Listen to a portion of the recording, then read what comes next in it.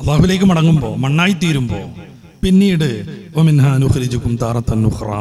ആ മണ്ണിൽ നിന്ന് തന്നെ നമ്മളെ പുനഃസൃഷ്ടിക്കപ്പെടുമ്പോൾ റബ്ബിന്റെ മുമ്പിൽ വിഷണ്ണരായി നിൽക്കാതിരിക്കാൻ, ഓച്ചാനിച്ച് നിൽക്കാതിരിക്കാൻ, രണ്ട് കൈയും കൂടി കടിച്ച് റബ്ബിന്റെ മുമ്പിൽ മാനം കെട്ടി നിൽക്കുന്നവരെ ഖുർആൻ പറയുന്നുണ്ട്.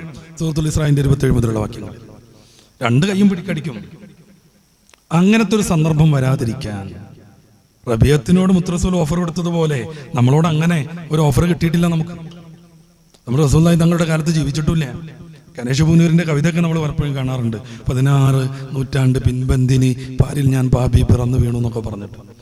റസൂലുള്ളാഹി തങ്ങളുടെ കാലത്ത് തന്നെ ജനിപ്പിച്ചൂടായിരുന്നു എന്നും പറഞ്ഞിട്ട്.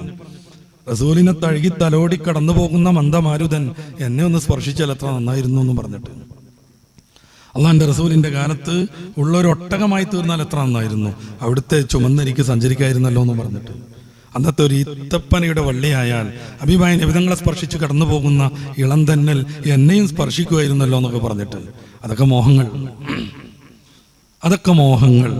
നമുക്കതിന് സാധിച്ചിട്ടില്ല.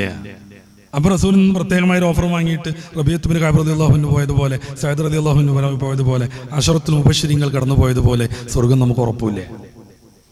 പിന്നെ എന്താണ് സ്വർഗം പോവാൻ നമ്മുടെ മുമ്പിലുള്ള സുതാര്യമായ ഒരു രീതി? സുജൂദ് വർദ്ധിപ്പിച്ച് എന്നെ സഹായിക്കണം.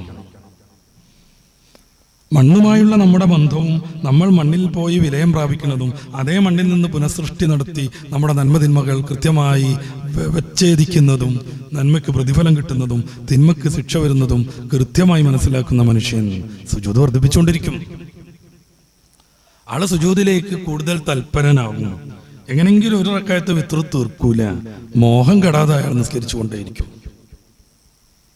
മണ്ണ് നമ്മളെ ജീവിപ്പിക്കുന്നു എന്ന് മാത്രമല്ല, വെള്ളം നമുക്ക് ഊർജ്ജസ്വലത നൽകുന്നു എന്ന് മാത്രമല്ല, ഈ വെള്ളവും മണ്ണും നമ്മളെ പരലോകത്ത് രക്ഷപ്പെടുത്താനുള്ള താത്വികമായ ഒരു സിമ്പലായി നമ്മുടെ മുമ്പിൽ ഉയർന്നു നിൽക്കുന്നു എന്നുകൂടെ നമ്മൾ മനസ്സിലാക്കുക.